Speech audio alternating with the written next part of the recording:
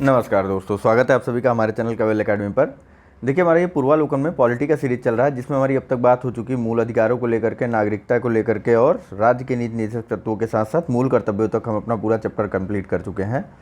आज का टॉपिक हमारा फोकस रहेगा राष्ट्रपति और उपराष्ट्रपति को लेकर के। तो चूँकि चैप्टर्स दोनों काफ़ी बड़े हैं तो थोड़ा सा लेक्चर हो सकता है लंबा चला जाए, तो घबराने की बात नहीं है, साथ में चलना है, मज़ा आता रहेगा, परेशान मत होइए आप लोग। मज़ा इस सेंस में आता रहेगा कि चीज़ें आपकी तैयार होती रहेंगी, ठीक है।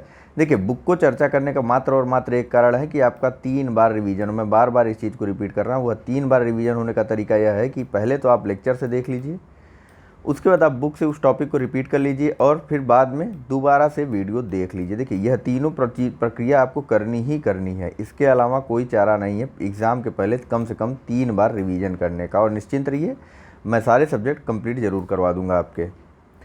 तो चलिए शुरुआत कर लेते हैं, इधर उधर की बात करते वक्त टाइम नहीं जाया करते हैं। सबसे पहले यहाँ पर देख लीजिए, राष्ट्रपति की शुरुआत करने से पहले एक चीज़, कुछ बातें इसके बारे में कि अनुच्छेद 52 में दिया गया है कि भारत का एक राष्ट्रपति होगा, और वहीं अनुच्छेद 53 में दिया गया है कि संघ की समस्त कार्यपालय शक्ति राष्ट्रपति में निहित होगी, और इस शक्ति यानी कि कार्यपालिका शक्ति का प्रयोग जो है राष्ट्रपति अपने अधीनस्थ अधिकारियों अथवा स्वतः करेगा, ठीक। या तो अपने अधीनस्थ अधिकारियों के माध्यम से, या तो खुद इस कार्य को, इस शक्ति का निर्वहन जो है राष्ट्रपति के द्वारा किया जाएगा, ठीक। किस शक्ति का? तो कार्यपालिका की शक्ति का। वहीं राष्ट्रपति देश का प्रथम नागरिक होता है। तो चलिए चलते हैं, बाकी चीज़ें प्रश्नों के माध्यम से चर्चा हो जाएंगी, क्योंकि प्रश्नों में सब कुछ दिया हुआ है। कुछ चीज़ें हैं, ये देखिए यहाँ पर एक लिस्ट दी हुई है भारत के राष्ट्रपति उनके पद धारण की अवधि के बारे में। तो इसे हम, वैसे तो आपके पास बुक होगी, लेकिन फिर भी हम यहाँ पर चूँकि 3 बार रिवीजन करना है तो यहाँ पर भी एक बार इसके बारे में चर्चा कर लेते हैं थोड़ी सी। तो देखिए, राजेंद्र प्रसाद जी जो है यह भारत के पहले राष्ट्रपति थे।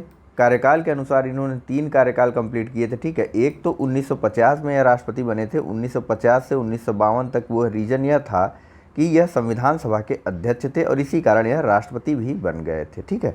बाकी 1952 से लेकर के 1957 तक और 57 से लेकर के 7-5-12-62 तक, ठीक। 5 साल राष्ट्रपति का कार्यकाल होता है। अपने पद ग्रहण की तिथि से वह 5 साल तक देश का राष्ट्रपति बना रहता है, ठीक है। तो 5 साल आपको एडिट करते हुए चलना है, पद ग्रहण की तिथि से 5 साल तक। इस चीज़ को या इस शब्द को ध्यान में रखिएगा अपने, ठीक।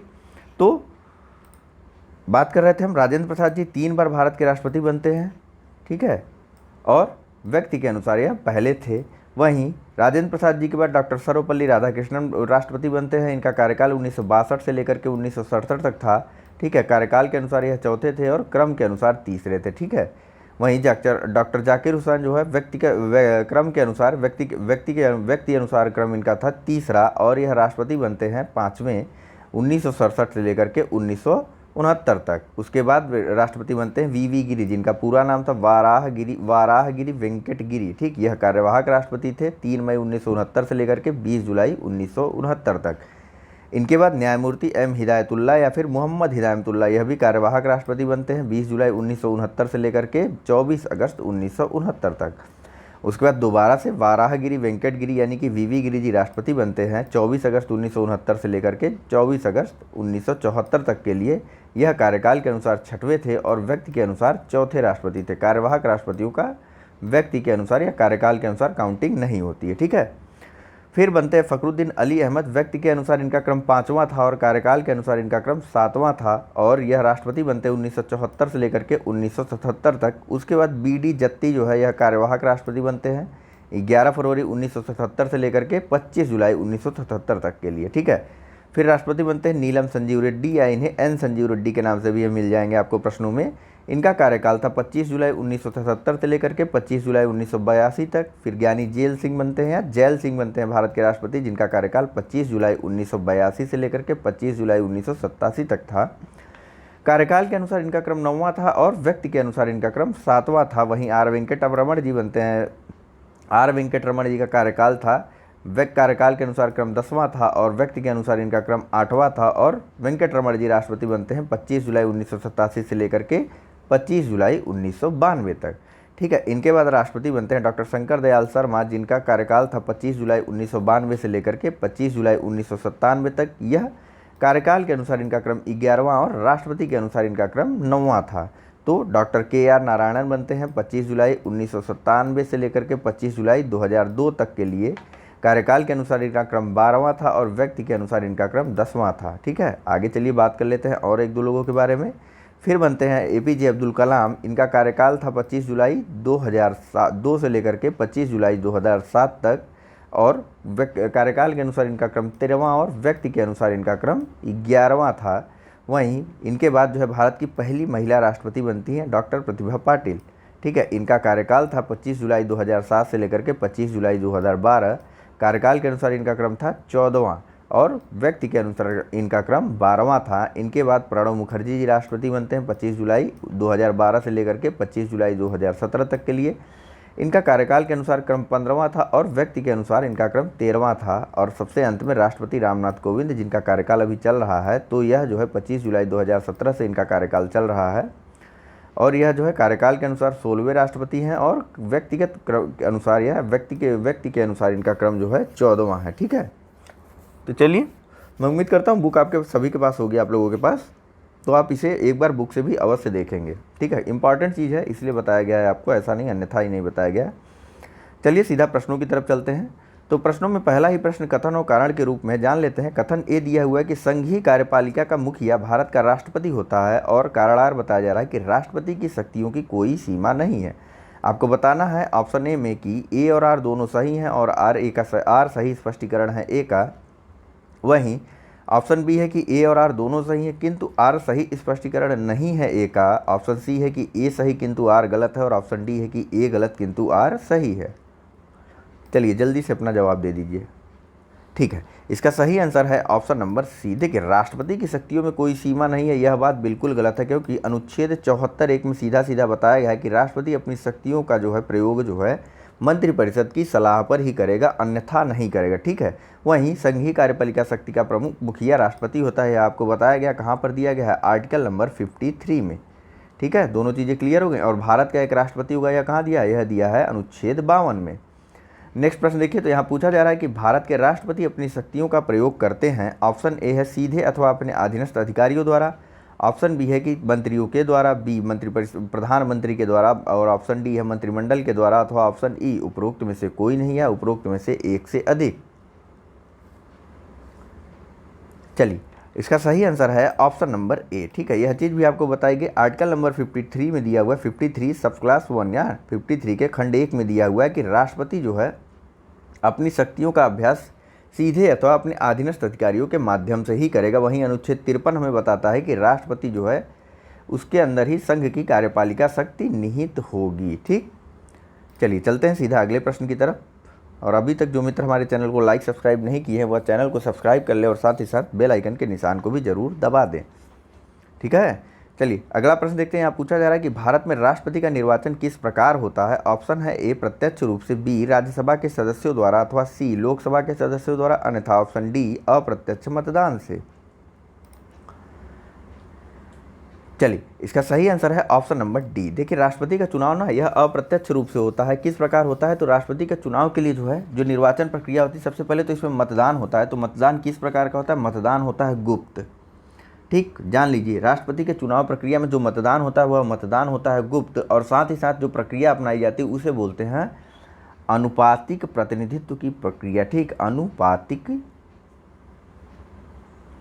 प्रतिनिधित्व पद्धति। ठीक है, इसको अनुपातिक प्रतिनिधित्व पद्धति बोलते हैं। और इसके अनुसार, इसी प्रक्रिया के अनुसार, यानी कि अनुपातिक प्रतिनिधित्व पद्धति की प्रक्रिया के अनुसार एकल संक्रमणीय मत प्रणाली द्वारा होता है। एकल संक्रमणीय मत प्रणाली। ठीक है, अनुपातिक प्रक्रिया या अनुपातिक प्रतिनिधित्व का मतलब यह होता है कि जो राष्ट्रपति का चुनाव होता है वह 3 लोगों में डिवाइड होता है। किसमें, लोकसभा, राज्यसभा और राज्यों की विधान परिषदों के बारे में। तो चूंकि सभी के जगह जो है संख्या समान नहीं है, तो क्या किया गया है कि सभी के मतों को समान मूल्य में बांट दिया गया है। इसी को कहते हैं अनुपातिक प्रतिनिधित्व। ठीक है, और एकल संक्रमणीय मत प्रणाली का अर्थ यह होता है कि सबके पास एक ही मत का वोट अधिकार होगा। ठीक है, बड़ा ही नॉन टेक्निकल भाषा में आपको चीज़ें बताई गई। ठीक है, वहीं अगर बात करें कि प्रक्रिया के बारे में कहाँ प्रावधान किया गया है, निर्वाचक गण कैसे कैसे होंगे, तो इस बारे में प्रावधान किया गया है अनुच्छेद नंबर 14 में कि राष्ट्रपति के चुनाव के लिए या राष्ट्रपति के निर्वाचन के लिए कौन कौन से निर्वाचक गण के सदस्य होंगे। तो इसमें बताया गया कि संसद के दोनों सदनों के सदस्य यानी कि लोकसभा प्लस राज्यसभा, इसके अलावा राज्यों की विधानसभाएं और प्लस में ऐसे केंद्र शासित प्रदेश जहां पर विधान परिषद या विधानसभा है, जैसे कि 2 प्रदेश हैं, दिल्ली और पुडुचेरी। हालांकि जम्मू कश्मीर भी बन गया है एक नया केंद्रीय प्रदेश, लेकिन अभी तक जम्मू कश्मीर के लोगों को इसमें शामिल या नहीं किया गया। ठीक है, इसमें शामिल नहीं किया गया है जम्मू कश्मीर के विधानसभा के सदस्यों को। ठीक है, और ये सभी जो है प्रत्यक्षतः भाग लेते हैं। इनके चुनाव में मतों का मूल्य समान रूप से बांटा गया है, इसी वजह से अनुपातिक प्रतिनिधित्व पद्धति बोलते हैं इसे। ठीक, आइए चलते हैं सीधा नेक्स्ट प्रश्न के बारे में बात करते हैं।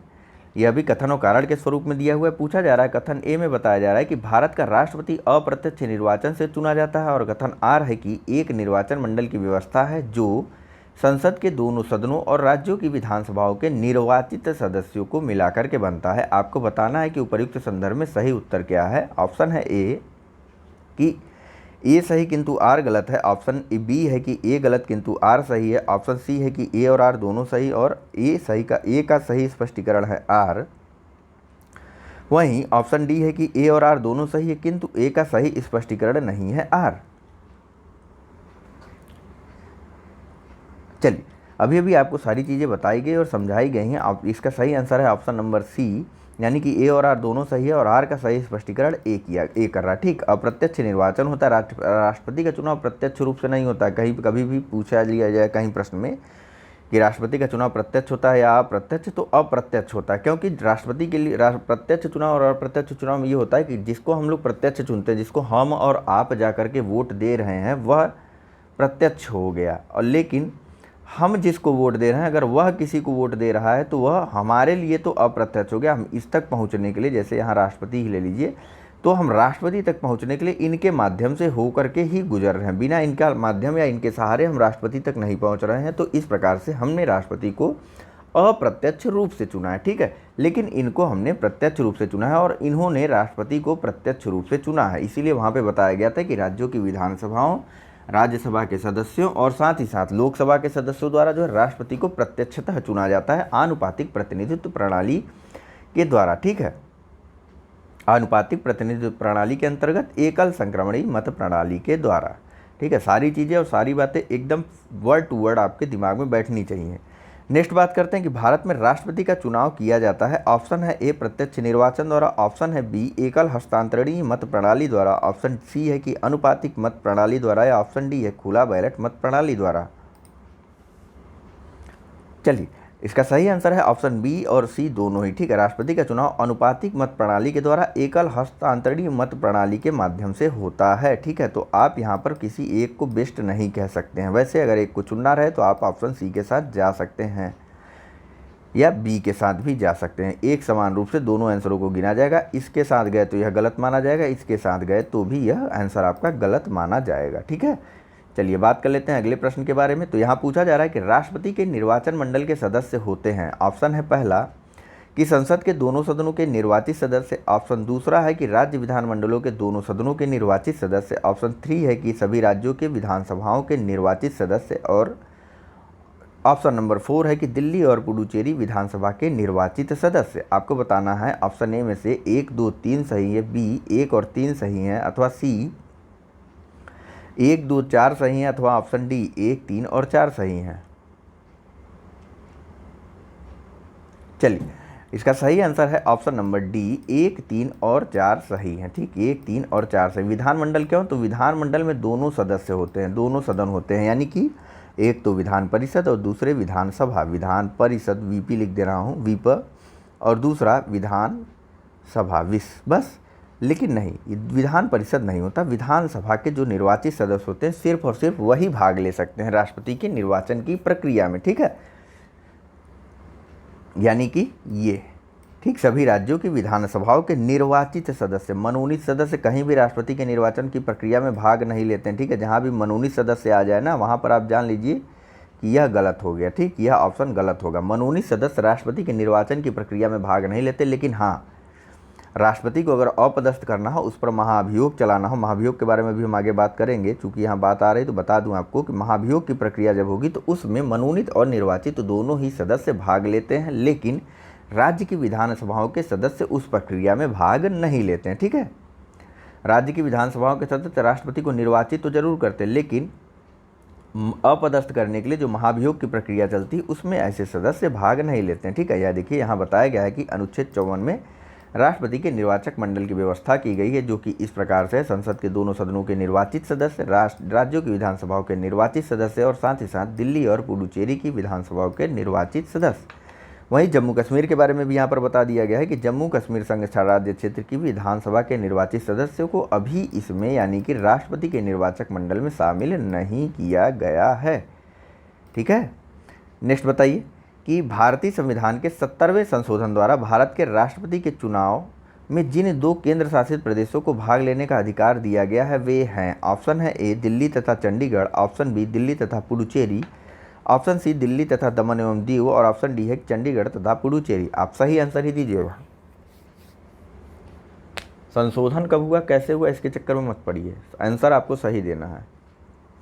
चलिए, इसका सही आंसर है, बिल्कुल सही है आप लोग, दिल्ली और पुडुचेरी। ठीक, संशोधन हुआ था 70वां।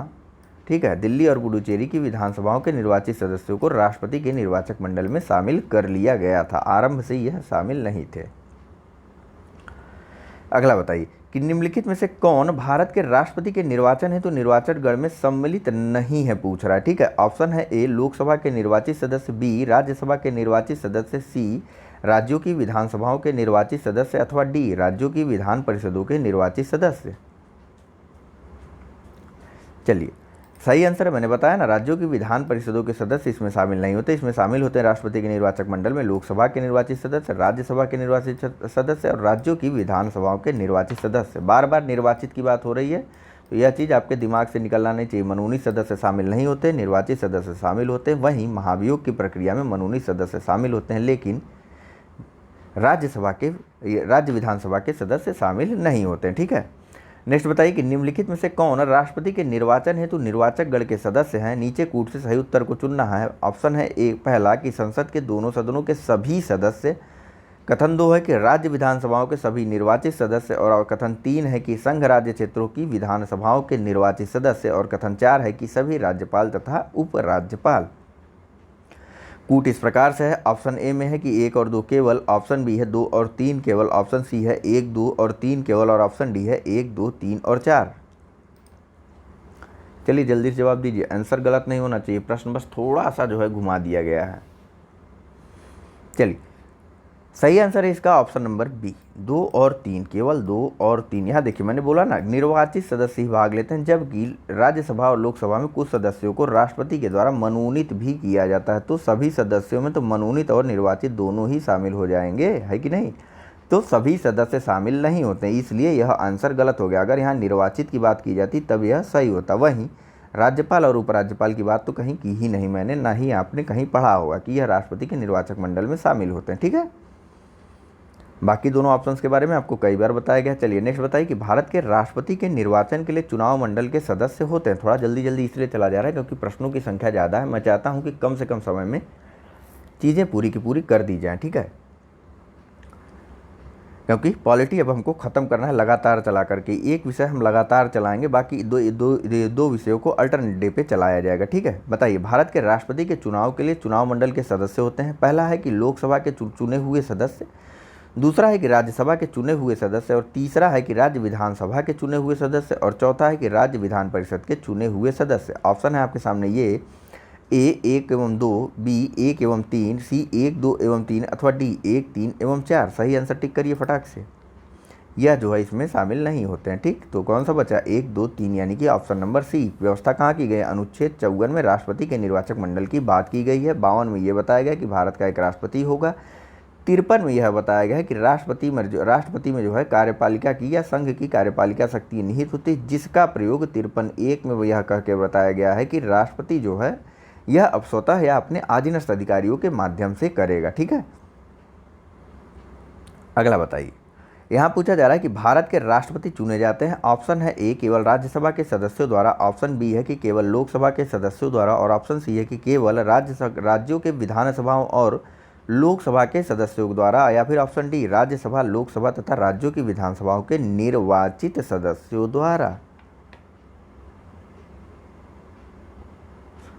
चलिए सही आंसर है इसका ऑप्शन नंबर डी। ठीक, राज्यसभा, लोकसभा और राज्यों की विधानसभाओं के निर्वाचित सदस्यों द्वारा ऐसी व्यवस्था अनुच्छेद 54 में बताई गई। यह राष्ट्रपति के निर्वाचक मंडल में शामिल होते हैं। ठीक है, चलिए नीचे एक प्रश्न लग रहा है मुझे छूट गया, हाँ छूट गया ना। यहाँ बताइए कि भारत का राष्ट्रपति चुना जाता है। ऑप्शन है ए लोकसभा द्वारा, बी राज्यसभा द्वारा, सी संसद द्वारा अथवा डी संसद तथा राज्य विधानसभाओं के सदस्यों द्वारा।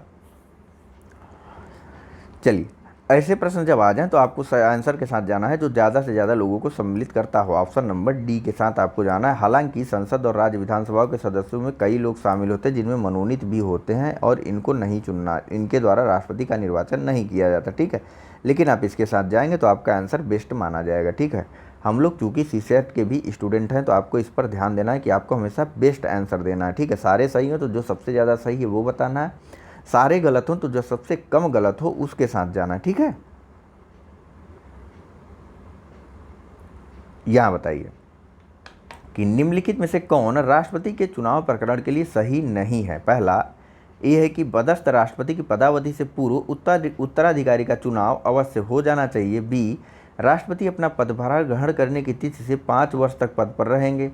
सी है कि राष्ट्रपति का उत्तराधिकारी आने तक कार्यकाल की समाप्ति पर भी वह पद पर बना रहेगा। और ऑप्शन डी है कि निर्वाचक मंडल के अपूर्ण होने के आधार पर राष्ट्रपति का चुनाव स्थगित किया जा सकता है।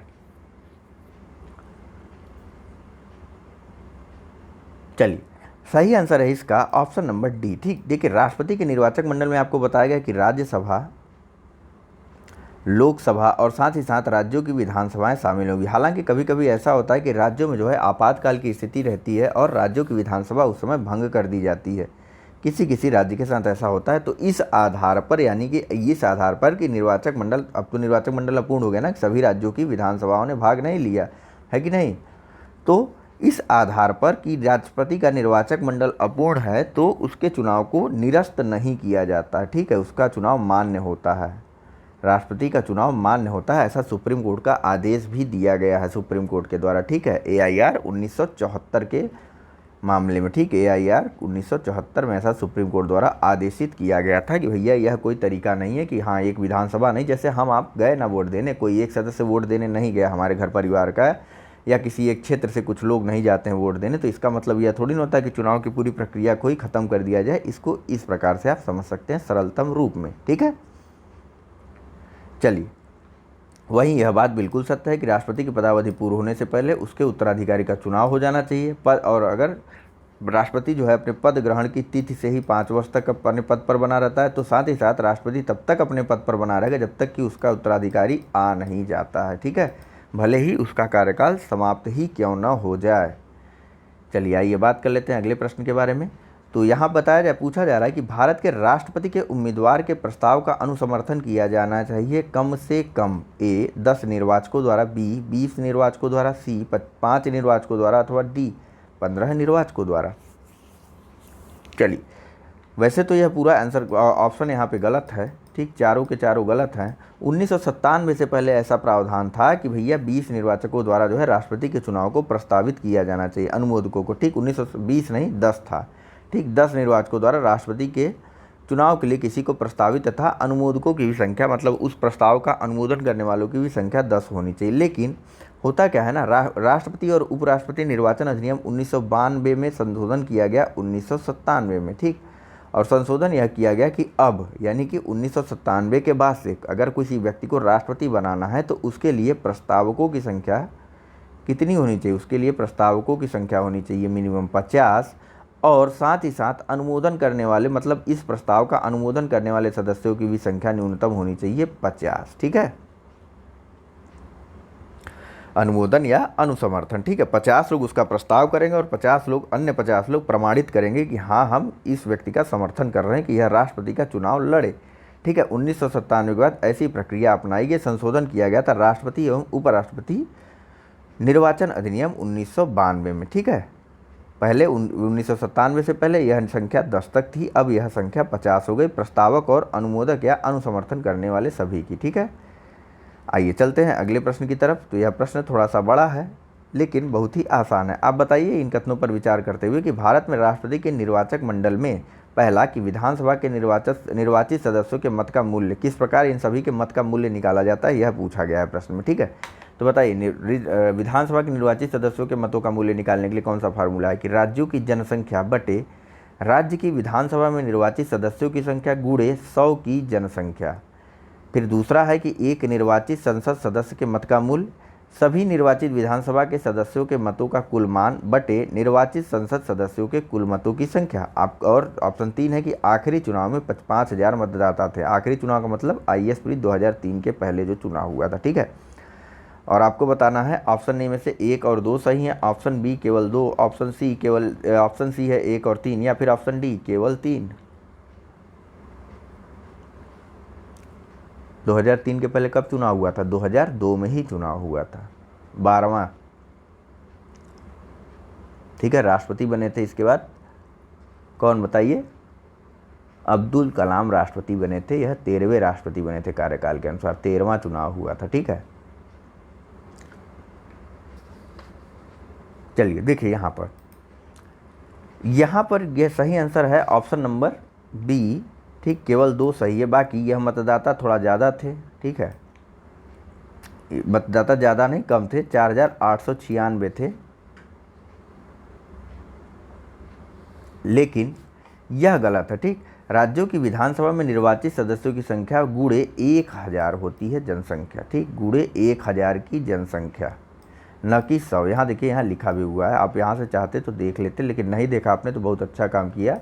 राज्यों की जनसंख्या बटे विधानसभा के कुल निर्वाचित सदस्यों की संख्या गुणे 1000, ऐसे याद करिए। 1000 की जनसंख्या नहीं, गुणे 1000। ऊपर राज्यों की जनसंख्या, नीचे विधानसभा के कुल निर्वाचित सदस्य। जैसे एक क्रम में अगर मान लीजिए कि आप सिक्किम का एग्जाम्पल ले लीजिए,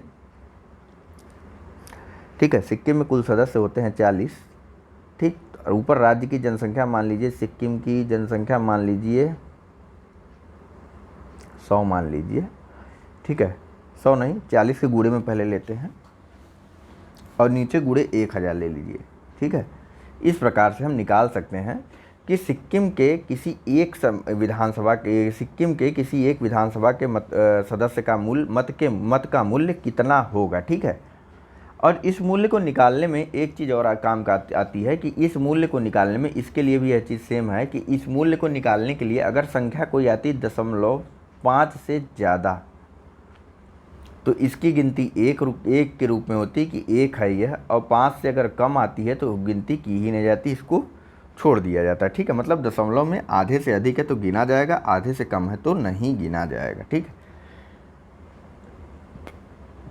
अगर इस चीज़ को सॉल्व करने पे शेष फल जो है वह दशमलव में आता है, तो दशमलव में जो आधे से ज़्यादा है उसको गिना जाएगा, और आधे से अगर कम है दशमलव के बाद तो उसको गिना नहीं जाएगा, ठीक है।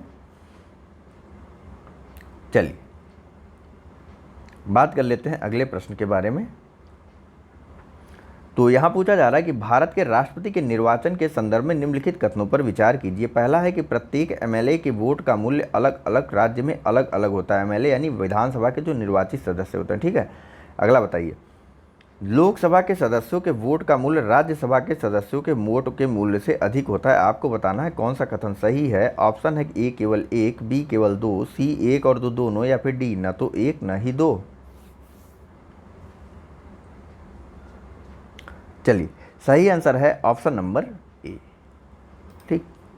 यानी कि केवल और केवल 1 सही। MLA की जनसंख्या का वोट का मूल्य सभी राज्यों में अलग अलग इसलिए होता है क्योंकि किसी राज्य में, जैसे सिक्किम मान लीजिए, सिक्किम की जनसंख्या अगर हम मान के चले मैक्सिमम 30,000, और उत्तर प्रदेश में आ जाए तो यहाँ करोड़ों में हो जाएगी, मान लीजिए लाख मान लेते हैं, 30 लाख। तो जब यहाँ जनसंख्या ही अलग होगी, ऊपर का पॉइंट ही अलग हो गया। आप देखते हैं ऊपर राज्यों की जनसंख्या बटे नीचे उस विधानसभा के निर्वाचित सदस्यों की संख्या और गुणे 1000, यह फार्मूला है सीधे सीधे। तो जब ऊपर की संख्या बदल रही है तो जाहिर सी बात है इसका जो है रिजल्ट यानी कि शेष फल तो हर बार अलग आएगा ना। कहीं की भी कोई संख्या बदले, नीचे की बदले, यहाँ की बदले, यहाँ की बदले, रिजल्ट हर बार अलग अलग आएगा। तो इसीलिए राज्यों के जो MLA होते हैं इनके मतों का मूल्य प्रत्येक राज्य के लिए अलग अलग होता है। वहीं लोकसभा और राज्यसभा के सदस्यों के वोटों का मूल्य समान होता है, जबकि यहाँ दिया हुआ है कि अधिक कम होता है तो अधिक कम नहीं होता है, ठीक है।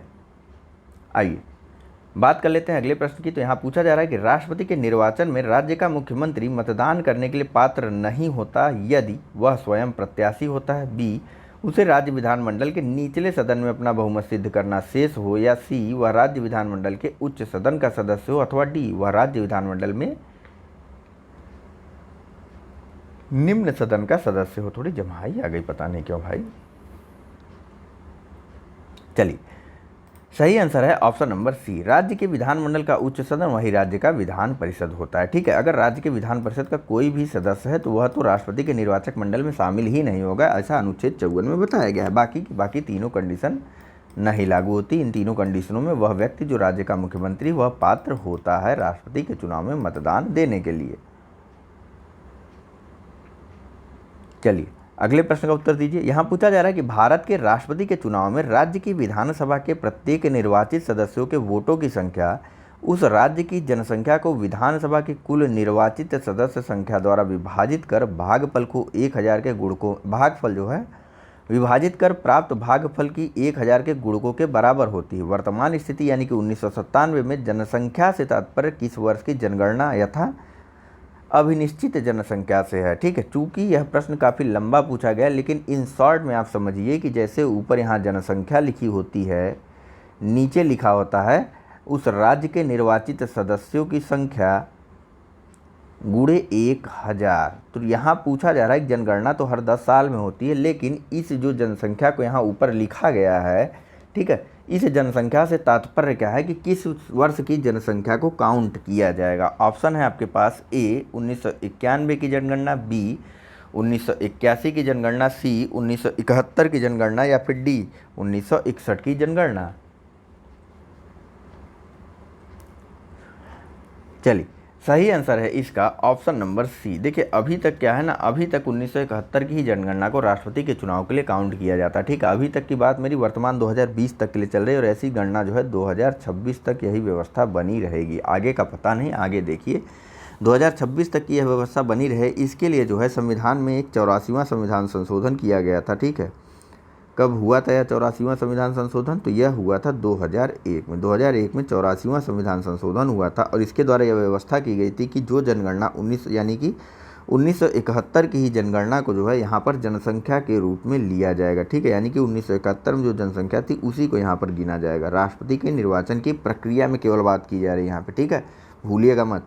ठीक है, यह 2026 तक अपरिवर्तित ही रहेगी। ठीक है, 2026 होगा। ठीक, 2026 तक अपरिवर्तित रहेगी। इसके बाद जो जनगणना अगली होगी, यानी कि 2021 में तो होनी है, 2021 के बाद कब होगी? 2031। ठीक है, 2031 की जनगणना में परिवर्तन किया जा सकता है, या फिर इस संशोधन के माध्यम से कभी भी परिवर्तन कर सकते हैं ये लोग। 2026 के बाद जो है 2021 की जनगणना ले सकते हैं, या फिर 2011 की जनगणना ले सकते हैं, या फिर जो भी जैसा भी संसद उचित समझेगी निर्णय लेगी। यहाँ बताइए, राष्ट्रपति के उम्मीदवार के लिए क्या आवश्यक है? ऑप्शन है ए वह 35 वर्ष का हो, वह पढ़ा लिखा हो, वह सांसद चुने जाने की योग्यता रखता हो, या फिर वह डी देश का नागरिक हो। क्या आवश्यक है, नहीं, क्या आवश्यक नहीं है।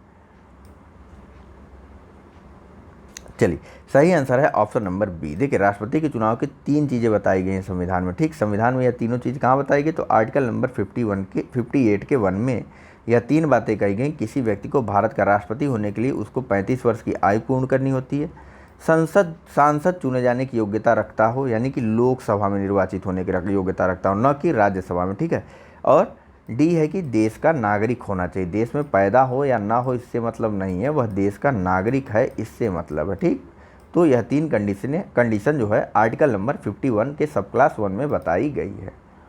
चलिए, आइए नेक्स्ट बात कर लेते हैं। उम्मीदवार का पढ़ा लिखा हो ऐसा अनिवार्य नहीं है। ठीक है, नेक्स्ट बताइए कि भारतीय राष्ट्रपति के विषय में निम्नलिखित कथनों पर विचार करिए। पहला, उसे भारत का जन्मा नागरिक होना चाहिए। दूसरा, उसे 35 वर्ष की उम्र पूरी कर लेनी चाहिए। तीसरा, उसे संसद का सदस्य निर्वाचित होने की योग्यता रखनी चाहिए। और इनमें से पूछ रहा है ऑप्शन ए में केवल पहला सही है, बी केवल दूसरा सही है, सी 1 और 2 दोनों सही हैं, या फिर डी 1 और 3 सही हैं। ऑप्शन थोड़ा सा ध्यान से सुना करिए, जब नहीं सुन पाते तो इसे पढ़ा करिए। चलिए, सही आंसर है केवल और केवल बी। ठीक, यानी कि केवल दूसरा कथन सही है कि उसे 35 वर्ष की आयु पूर्ण कर लेनी चाहिए। ठीक है, उसे संसद सदस्य निर्वाचित होने की योग्यता रखनी चाहिए, ऐसा बिल्कुल नहीं है। उसे लोकसभा का सदस्य बनने की योग्यता या लोकसभा के लिए निर्वाचित होने की योग्यता रखनी होती है। ठीक है, और साथ ही साथ उसे भारत में जन्मा नहीं, उसे भारत का नागरिक होना चाहिए। जन्मा है नहीं, जन्मा से मतलब नहीं है, भारत का नागरिक है इससे मतलब है, ठीक है। यहाँ मत कन्फ्यूज करिएगा, यहाँ सांसद चुने जाने की बात कही गई है, ठीक है। चलिए चलते हैं सीधा अगले प्रश्न की तरफ।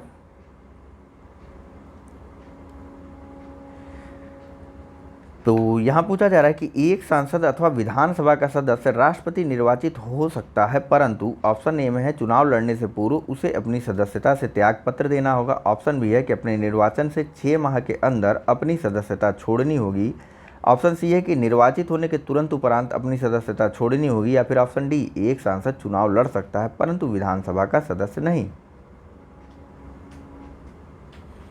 चलिए सही आंसर है ऑप्शन नंबर ए, ठीक।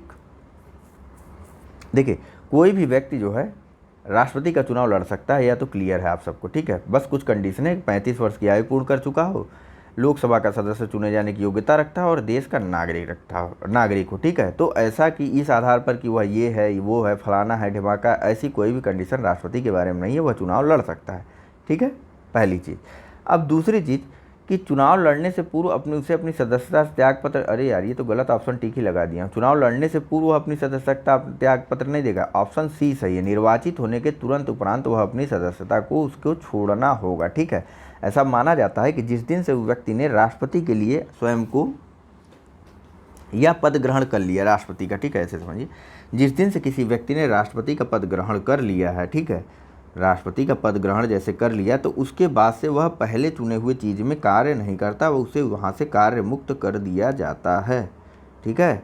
यानी कि जैसे ही कोई सांसद विधायक राष्ट्रपति बनता है तो उसे जो है उसकी सदस्यता उसी दिन से रिक्त मान ली जाएगी, ठीक है। उसी दिन से वह सांसद या फिर विधायक नहीं रह जाएगा, उसी दिन से वह देश का प्रथम नागरिक यानी कि राष्ट्रपति बन जाएगा, ठीक है, यानी कि संसद का भाग बन जाता है वो। चलिए वहाँ थोड़ा सा ऊपर नीचे देखने मुझे कन्फ्यूजन हो गया था। निर्वाचित होने के तुरंत उपरांत उसे अपनी सदस्यता छोड़नी होती है, ठीक है, निर्वाचित होने से पहले नहीं, पहले का छोड़े भाई। 22वां नंबर बताइए कि भारतीय संविधान का कौन सा अनुच्छेद राष्ट्रपति के पद के लिए पुनः निर्वाचन की योग्यता निर्धारित करता है। ऑप्शन है आपके सामने अनुच्छेद 52, ऑप्शन बी है अनुच्छेद 54, ऑप्शन सी है अनुच्छेद 55 और ऑप्शन डी है अनुच्छेद 57। चलिए सही आंसर है इसका, पेन लिया हूँ, सही आंसर है इसका ऑप्शन नंबर डी, ठीक। राष्ट्रपति के पद के लिए पुनः निर्वाचन की योग्यता अनुच्छेद 57 में बताई गई कि कोई भी व्यक्ति जो है राष्ट्रपति के लिए पुनर्निर्वाचन के लिए पात्र रहता है, ठीक है। ऐसा नहीं कि एक बार राष्ट्रपति बन गए तो फिर कभी नहीं बन सकते। आप राजेंद्र प्रसाद जी से यह देख सकते हैं, वे 3 बार राष्ट्रपति थे, ठीक है, यानी कि कई बार आप राष्ट्रपति बन सकते हैं, जितनी बार आप बनना चाहें या फिर आप चुन लिए जाएं, ठीक है। चलिए यह बताइए, अगर भारत के राष्ट्रपति के चुनाव में कोई विवाद है तो उस विवाद को सौंपा जा सकता है। ऑप्शन है आपके सामने कि ए भारत के महाधिवक्ता को, बी संसद को, सी भारत के सर्वोच्च न्यायालय को अथवा डी इसमें से कोई नहीं। चलिए इसका सही आंसर है ऑप्शन नंबर सी। देखिए इसमें सर्वोच्च न्यायालय जो है मूल अधिकार रखता है, मतलब कोई भी रिट अगर राष्ट्रपति उपराष्ट्रपति के चुनाव को लेकर कोई भी विवाद होगा तो उसको जो है सीधे सीधे सर्वोच्च न्यायालय में ही सुना जाएगा, अन्यत्र कहीं नहीं, ठीक। सर्वोच्च न्यायालय में यानी कि सुप्रीम कोर्ट में ही इस बारे में सुनवाई हो सकती है, ठीक है। और इस संदर्भ में एक बार वी संजीव रेड्डी थे शायद, क्या वह जो है न्यायालय में हाजिर भी हुए थे। वीर संजीव रेड्डी थे कि कोई थे राष्ट्रपति, उनका नाम ध्यान नहीं आ रहा, अभी आगे प्रश्न में आएगा, आपको बताता हूँ। वी संजीव रेड्डी नहीं थे, नहीं वी संजीव रेड्डी नहीं थे, इनके खिलाफ किसी ने चुनाव लड़ा था, वह निर्वाचित हो गए थे, वह चुन भी लिए गए थे सदस्य। चलिए आगे प्रश्नों में आएगा तो उसके बारे में चर्चा की जाएगी, ठीक है। तो राष्ट्रपति या उपराष्ट्रपति के चुनाव में अगर किसी प्रकार का विवाद होता है तो यह जो है भारत के सर्वोच्च न्यायालय द्वारा ही निर्धारित किया जाता है इस विवाद में क्या निर्णय लिया जाएगा, ठीक। अनुच्छेद 71(1) में ऐसा प्रावधान भी किया गया स्पष्ट रूप से संविधान के द्वारा, ठीक है। चलिए अगले प्रश्न का उत्तर दीजिए। तो यहाँ पूछा जा रहा है कि राष्ट्रपति 5 वर्ष तक अपने पद पर रहता है। ऑप्शन है ए अपने निर्वाचन की तारीख से, ऑप्शन बी है संसद द्वारा निर्धारित तिथि से, ऑप्शन सी है कि अपने पद ग्रहण के दिन से, या फिर ऑप्शन डी निर्वाचित आयोग द्वारा घोषित तिथि से।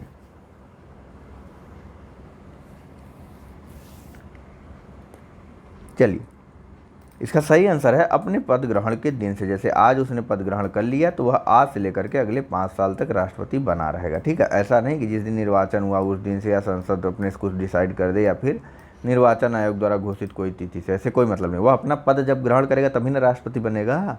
तो जब पद ग्रहण किया तो राष्ट्रपति बन गया, और जिस दिन पद ग्रहण कर लिया उसके आने वाले 5 साल बाद जो है वह राष्ट्रपति नहीं बना रहेगा, तब तक उसका कार्यकाल खत्म हो जाएगा। राष्ट्रपति वह तब तक बना रहेगा जब तक उसका कोई उत्तराधिकारी नहीं आ जाता। ठीक है, नेक्स्ट बताइए कि भारत के राष्ट्रपति अपना त्यागपत्र किसको संबोधित करके देते हैं। ऑप्शन है ए आपके पास लोकसभा स्पीकर, बी उपराष्ट्रपति, सी प्रधानमंत्री अथवा डी सर्वोच्च न्यायालय के मुख्य न्यायाधीश। चलिए, इसका सही आंसर है ऑप्शन नंबर बी। ठीक, राष्ट्रपति को अगर अपना त्यागपत्र देना होता है तो वह उपराष्ट्रपति को देता है, और उपराष्ट्रपति इसकी सूचना तुरंत ही लोकसभा स्पीकर को देते हैं। ठीक है, यह प्रावधान कहाँ दिया हुआ है तो अनुच्छेद 56(1) क। ठीक, अनुच्छेद 56(1) ए भी कह सकते हैं या क कह सकते हैं, जैसी आपको सुविधा हो। इसमें दिया है कि भारत का राष्ट्रपति जो है वह अपना त्यागपत्र उपराष्ट्रपति को संबोधित करके दे सकता है। और फिर साथ में अगले अनुच्छेद में यानी कि अनुच्छेद 56(2) में यह बात कही गई है कि उपराष्ट्रपति इस संदर्भ में तुरंत सूचना लोकसभा स्पीकर को दे देगा कि भैया जो राष्ट्रपति हैं वह अब राष्ट्रपति नहीं है, उन्होंने अपना इस्तीफा मुझे दे दिया है। ठीक है, समझ गया। चलिए, और लोकसभा स्पीकर क्या करेगा, इस संदर्भ में संसद को अवगत कराएगा। अगला बताइए कि भारत का राष्ट्रपति अपना त्यागपत्र किसको सौंपता है। ऑप्शन है ए लोकसभा अध्यक्ष को, बी भारत के उपराष्ट्रपति को, सी भारत के मुख्य न्यायाधीश को अथवा डी भारत के प्रधानमंत्री को। चलिए, सही आंसर अभी भी बताया गया। अनुच्छेद 56(1) क के अनुसार भारत के राष्ट्रपति को राष्ट्रपति के द्वारा उपराष्ट्रपति को संबोधित कर अपना त्यागपत्र दिया जाता है, और उपराष्ट्रपति इसकी सूचना लोकसभा अध्यक्ष को तुरंत देगा, ऐसा अनुच्छेद 56(2) में कहा गया है। ठीक है, चलिए नेक्स्ट बताइए कि भारत के राष्ट्रपति को उसके पद से हटाया जा सकता है। ऑप्शन है आपके पास ए भारत के प्रधानमंत्री द्वारा, बी लोकसभा के द्वारा, सी भारत के मुख्य न्यायाधीश के द्वारा अथवा डी संसद द्वारा। चलिए, सही आंसर है इसका ऑप्शन नंबर डी। संसद का किसी भी सदन में जो है प्रस्ताव ला करके राष्ट्रपति पर महाभियोग की प्रक्रिया शुरू की जा सकती है, और यह महाभियोग की प्रक्रिया दी हुई है अनुच्छेद 61 में। ठीक है, अनुच्छेद 61 में राष्ट्रपति पर महाभियोग की प्रक्रिया चलाने के बारे में बताया गया है, और कहा गया है कि संविधान के अतिक्रमण के ही आधार पर राष्ट्रपति पर महाभियोग ले जाया जा सकता है। ठीक है, ऐसा अनुच्छेद 56 के खंड 1 के उपखंड ख के अनुसार दिया गया है। ठीक है, और अनुच्छेद 61 में उपबंधित किया गया है कि किस रीति से यह महाभियोग की प्रक्रिया चलाई जाएगी। ठीक, तो किस रीति से यह महाभियोग की प्रक्रिया चलाई जाएगी इसके बारे में यही बता दूं। तो देखिए, कोई भी एक सदन जैसे राज्यसभा यह हो गई या लोकसभा हो गई, इसके द्वारा जो है महाभियोग का प्रस्ताव लाया जाएगा। ठीक, और महाभियोग का प्रस्ताव लाने के बाद जैसे ही यहाँ से प्रस्ताव पास होता है तो यह प्रस्ताव जाएगा लोकसभा में, और लोकसभा इसकी जांच करेगा, जिसमें राष्ट्रपति स्वयं भी उपस्थित हो सकता है। ठीक है, अपना पक्ष रखने के लिए। भाई किसी के खिलाफ आप सुनवाई करेंगे तो कम से कम उसको सुनना तो चाहिए कि हाँ तुम भी अपनी बात कहो। तो लोकसभा में भी राष्ट्रपति अपना पक्ष रख भी सकता है, नहीं भी रख सकता है। उसके बाद लोकसभा से जैसे ही यह पास होता है बिल, महाभियोग प्रस्ताव जैसे ही पास होता है वैसे ही राष्ट्रपति अपने पद से हट जाता है। ठीक है, राष्ट्रपति अब राष्ट्रपति नहीं रहता महाभियोग प्रस्ताव के पास हो जाने के बाद। ठीक है, चलिए आइए बात कर लेते हैं आगे। देखिए, यहाँ पर दिया हुआ है कि अनुच्छेद 56 के खंड 1 के उपखंड ख के अनुसार संविधान पर अतिक्रमण करने के आधार पर ही, कि सिर्फ और सिर्फ एक कंडीशन है संविधान का अतिक्रमण, इसी के आधार पर भारत के राष्ट्रपति को हटाया जा सकता है। ठीक है, तो संविधान के अतिक्रमण करने के आधार पर ही राष्ट्रपति को अनुच्छेद 61 में उपबंधित महाभियोग चलाने की प्रक्रिया यानी कि रीति से संसद द्वारा चलाए गए महाभियोग के माध्यम से उसके पद से हटाया जा सकता है। ठीक है, नेक्स्ट बताइए कि भारतीय संविधान के किस अनुच्छेद के तहत राष्ट्रपति पर महाभियोग चलाया जा सकता है। ऑप्शन है ए अनुच्छेद 356 के द्वारा, बी अनुच्छेद 75 के द्वारा, सी अनुच्छेद 76 के द्वारा अथवा डी अनुच्छेद 61 के द्वारा। चलिए, अभी भी बात हुई अनुच्छेद 61 में राष्ट्रपति पर महाभियोग चलाने की प्रक्रिया को दिया गया है। ठीक है, और यह प्रक्रिया कब शुरू होगी तो जब वह संविधान का अतिक्रमण करेगा, और ऐसी बात अनुच्छेद 56 के खंड 1 के उपखंड ख में दिया हुआ है। ठीक है,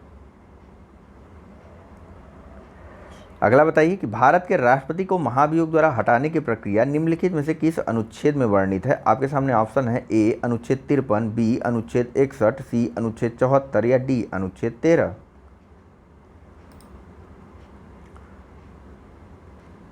चलिए, सही आंसर है इसका ऑप्शन नंबर बी, अनुच्छेद 61 में महाभियोग चलाने की प्रक्रिया को दिया गया है। ठीक है, प्रक्रिया आपको बताई गई कि पहले लोकसभा या राज्यसभा किसी सदन में इस संबंध में प्रस्ताव लाया जाएगा और फिर उस प्रस्ताव को वहाँ से जब पास हो जाएगा तो दूसरे सदन द्वारा उस प्रस्ताव की जांच की जाएगी और जांच में यदि चीज़ें सही रहती हैं तो राष्ट्रपति पर महाभियोग की प्रक्रिया शुरू कर दी जाएगी और उसे हटा दिया जाएगा।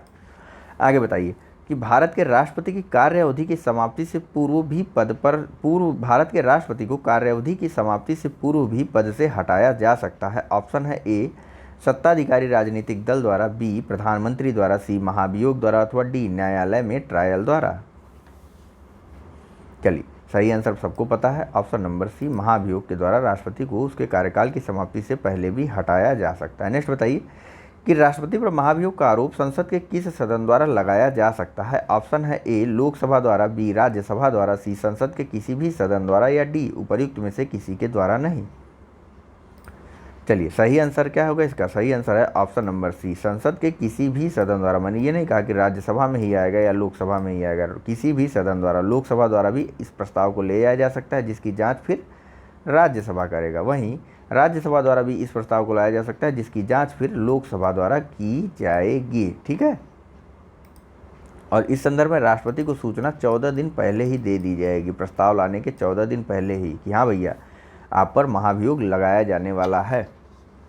ठीक है, और राष्ट्रपति स्वयं या फिर अपने किसी प्रतिनिधि के माध्यम से अपना पक्ष भी रख सकता है या उसके पास भी प्रतिनिधित्व का अधिकार होता है। ठीक है, चलिए अगले प्रश्न को देखते हैं। तो यहाँ पूछा जा रहा है कि भारतीय संविधान के निम्नलिखित अनुच्छेदों में से कौन सा भारतीय राष्ट्रपति के महाभियोग से संबंधित है। ऑप्शन है ए अनुच्छेद 39, बी अनुच्छेद 60, सी अनुच्छेद 61 या डी उपर्युक्त में से कोई नहीं। चलिए, सही आंसर है ऑप्शन नंबर सी अनुच्छेद 61। कुछ पर्टिकुलर अनुच्छेदों की बात कर देते हैं। तो देखिए, अनुच्छेद 61A1 में यानी कि अनुच्छेद 61(1) में दिया है कि राष्ट्रपति पर महाभियोग का आरोप संसद का कोई सदन लगाएगा, और अनुच्छेद 61(3) में दिया है कि दूसरा सदन उस आरोप का अन्वेषण करेगा या कराएगा। ठीक है,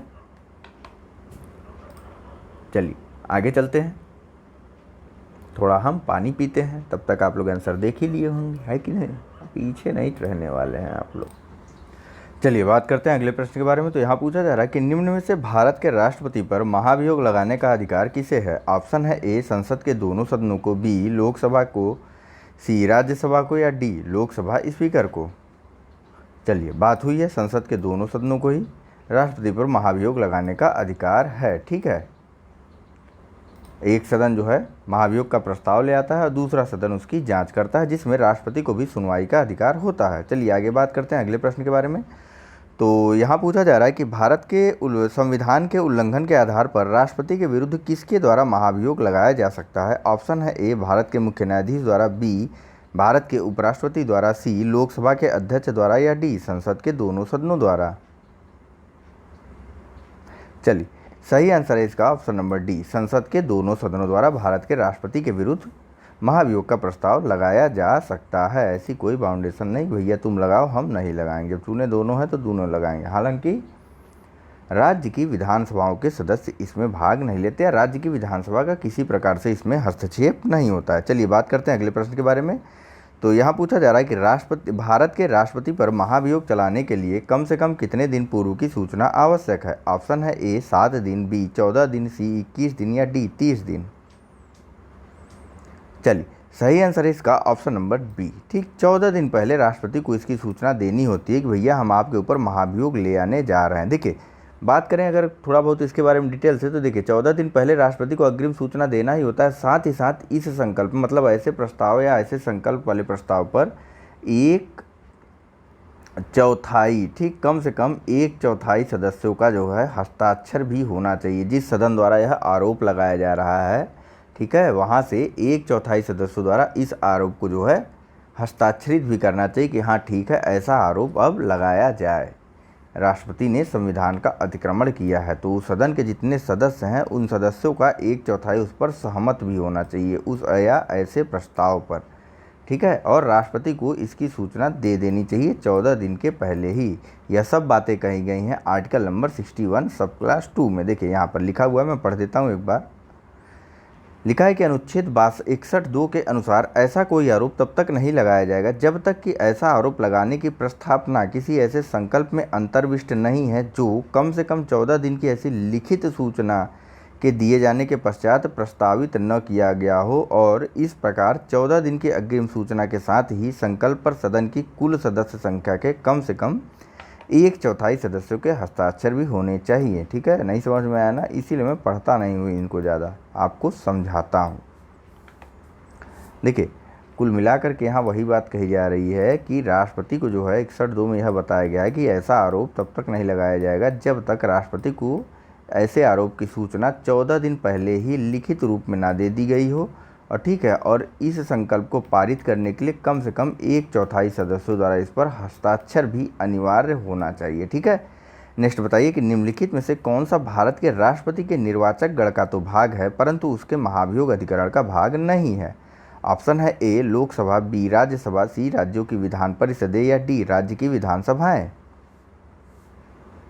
चलिए सही आंसर है ऑप्शन नंबर डी। यह तो राज्य के राष्ट्रपति के मतलब राज्यों की विधान परिषदें तो ना निर्वाचक गण के भाग हैं और ना ही महाभियोग के भाग हैं। ठीक, लोकसभा और राज्यसभा द्वारा ही राष्ट्रपति पर महाभियोग लगाया जा सकता है, जबकि राज्य विधानसभा राष्ट्रपति के निर्वाचक गण का तो अंग है, लेकिन वे जो है राष्ट्रपति पर महाभियोग लगाने के लिए पात्र नहीं है। ठीक है, अनुच्छेद 54 में बताया गया है कि निर्वाचक गण का भाग कौन कौन है। चलिए आइए बात कर लेते हैं अगले प्रश्न के बारे में। कहाँ गया, ज़्यादा ऊपर आ गया है। यहाँ पूछा जा रहा है कि भारत के राष्ट्रपति के महाभियोग की प्रक्रिया है। ऑप्शन है ए अर्ध न्यायिक, बी कार्यपालिका प्रक्रिया, सी न्यायिक प्रक्रिया, या डी विधायी प्रक्रिया। चलिए इसका सही आंसर है ऑप्शन नंबर ए। देखिए जब राष्ट्रपति पर महाभियोग की प्रक्रिया जिस सदन द्वारा लगाई जाती है वह अर्ध न्यायिक कार्य कर रहा होता है उस समय। ठीक है, यानी कि राष्ट्रपति पर जो महाभियोग लगाया जाता है वह प्रक्रिया कैसी होगी, वह प्रक्रिया होगी अर्ध न्यायिक प्रकृति की, या फिर जिसे क्वैसी जुडिशरी भी बोलते हैं। ठीक है, राष्ट्रपति की महाभियोग की प्रक्रिया अर्ध न्यायिक प्रक्रिया है, ऐसे ही नहीं। अगला बताइए, राष्ट्रपति का रिक्त स्थान भर लिया जाना चाहिए। ऑप्शन है ए 90 दिनों में, बी 6 माह में, सी 9 माह में, या डी 1 वर्ष में।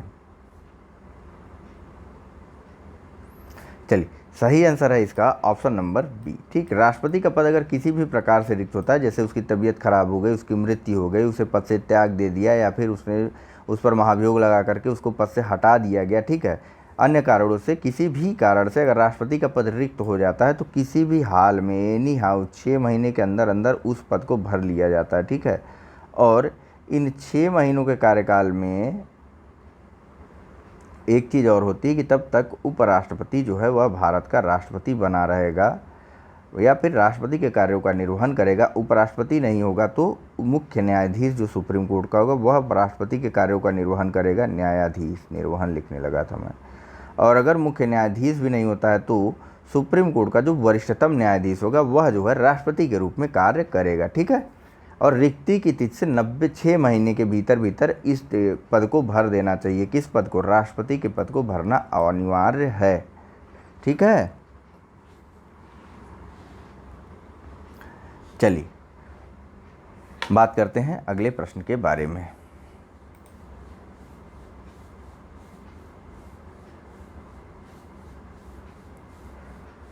देखिए अनुच्छेदों की अगर बात करें तो 62(1) में इस बारे में प्रावधान किया गया। अभी तक हम 61(1) में महाभियोग के बारे में चल रहे थे। अब उस रिक्ति के द्वारा यानी कि 61 के बाद जब महाभियोग लगाने के बाद वह पद रिक्त हो जाएगा तो उसके बात कहाँ की गई है, तो उसके बाद उसके अगले स्टेप में यानी कि अगले आर्टिकल में अनुच्छेद 62 में की गई। ठीक है, 62(1) में क्या दिया हुआ कि राष्ट्रपति की पदावधि की समाप्ति से हुई रिक्ति को भरने के लिए निर्वाचन पदावधि की समाप्ति से पहले ही पूर्ण कर लेना चाहिए। पदावधि यानी कि जब उसका कार्यकाल समाप्त हो रहा हो, ठीक है, तो उसका कार्यकाल जैसे कि 3 तारीख को समाप्त हो रहा, तो इसके लिए इसके उत्तराधिकारी यानी राष्ट्रपति के उत्तराधिकारी का चुनाव जो है 30 तारीख के पहले पहले पूर्ण कर लेना चाहिए। मतलब यह तय हो जाना चाहिए कि अगला राष्ट्रपति यह बनेंगे।